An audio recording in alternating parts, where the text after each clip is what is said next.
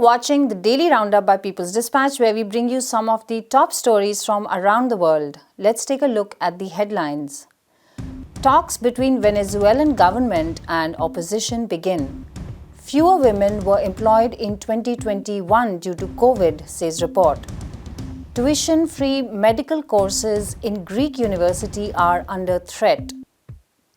The government of Venezuelan President Nicolas Maduro and the platform of far-right opposition sectors led by US-backed Juan Guaido resumed the dialogue and negotiation process in Mexico on Friday, November 25. According to a statement released by the President of the National Assembly and the head of the government delegation, Jorge Rodriguez, the socialist government and the opposition are expected to sign a second partial agreement on social matters for the protection of the Venezuelan people. Rodriguez reported that this second social agreement creates a practical mechanism aimed at addressing vital social needs and issues related to public services. It is to be based on the recovery of legitimate resources owned by the Venezuelan state, which are currently blocked in the international financial system. Rodriguez explained that resources will be used to strengthen the national public health system, recovery of infrastructure, provision of supplies, vaccines and medicines for the people and for other public services. The dialogue process, which began in Mexico in August 2021, had been suspended since October 2021 after the illegal detention and extradition of Venezuela's special diplomatic envoy Alex Saab to the United States from Cape Verde. The Venezuelan government had suspended its participation in the dialogues. Rodriguez also rejected the detention of Saab in the United States and demanded his release. This negotiation process is crucial for Venezuela and its people as it could provide for lifting of the US-imposed sanctions.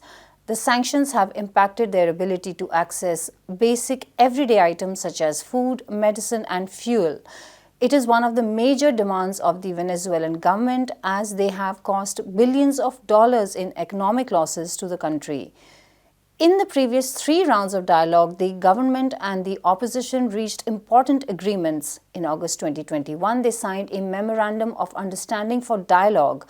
In September 2021, they signed 2 agreements recognizing Venezuela's sovereignty over Guyana Esquiva and establishing mechanism to recover Venezuela's resources overseas to support the population during the COVID-19 pandemic.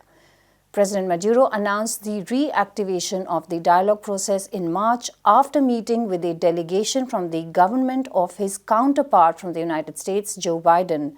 The development came following the imposition of unprecedented sanctions on Russia over the crisis in Ukraine, including blocking all Russian-exported fuel, because of which the United States lost a key supplier of oil and it was forced to review its policies on Venezuela. According to a report by Reuters, the representatives would likely also discuss an extension of license for the US oil giant Chevron to operate in Venezuela, in addition to conditions for the presidential elections planned for 2024. Women and children faced far more difficulties in 2021 than 2020 when the COVID-19 pandemic spread worldwide. Countries and economies suffered tremendously due to lockdowns imposed to control the pandemic. But women were dealt the severest blow by recovery efforts, which emphasize austerity measures. These are the findings of an Oxfam report that says many governments chose to spend less on essential services during the recovery phase, especially those services that impact women. For example, 85% of countries shut down emergency services for domestic violence survivors during the lockdown, and austerity measures worsened their situation. Oxfam has proposed a progressive tax on those who can afford to pay to help countries recover from their slowdowns. Instead, countries have switched off social spending, making women and girls more likely than in 2020 to face premature death, poverty, dangerous work, and longer working hours. The Oxfam report, titled "The Assault of Austerity," says women and girls will spend 200 million more hours at work because many governments planned cuts to public services. The burden of unpaid work rose above the 512 billion hours in 2020 that women and girls already were spending doing such work. Fewer women were working in 2021 than a year ago, the report also finds. Between 2019 and 2022, women could get only 21% of all projected employment gains. Many of these jobs which they got were more precarious or dangerous than before the pandemic. Austerity isn't inevitable but a choice, and it is a form of gender violence, said Amina Hersi, who heads gender justice at Oxfam. Two of the last existing tuition-free master's programs in the medical school of the Aristotle University of Thessaloniki, Public Health and Health Policy and Primary Health Care, continue to face serious obstacles.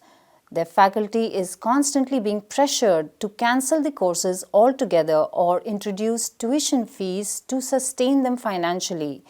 More recently, professors and students found themselves locked out of classrooms they were regularly using for their courses.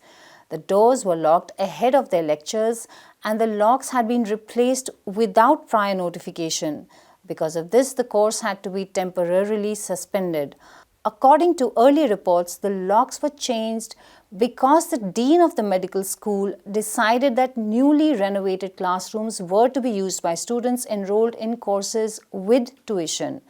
Apparently, the dean said this at the time because the funds collected through tuition were used to renovate the classrooms, and non-paying students should not use them as they did not contribute to this kind of fundraising. The Faculty Union of the Aristotle University of Thessaloniki, known as ESDEP, denounced the events shortly after they occurred. After their statements, the dean changed his approach, arguing that access to the rooms was banned on grounds of health and biosafety rather than financial ones. Still, the fact remains that renovated lecture theatres are now used only by programs that require tuition fees, selectively excluding only the free of any charge programs. Aristotle University is a public university operating in a country whose constitution guarantees higher education free of charge for everybody. The classrooms, which are now out of reach for the non-tuition paying students, have been used for teaching purposes for more than 30 years. The decision to exclude these programs from the lecture theatres restricts access to public infrastructure for students who are not able to cover tuition fees and for faculty members who strongly believe that education is a public good and not a commodity. This continues a decades-long trend of the commodification of health and medical education. The same trend can also be tracked through the rapid expansion of master's programs that require high tuition fees. This trend had widespread implications globally, including in Greece, as prospective students are more often than not selected based on their capacity to cover the tuition fees rather than their merit. The programs in public health, health policy, and primary health care remain among the few high education programs that have resisted this trend. Not only do they guarantee access to students from different backgrounds, but they are also a space where future health workers learn about the political aspects of health, social determinants of health, and the importance of public health care.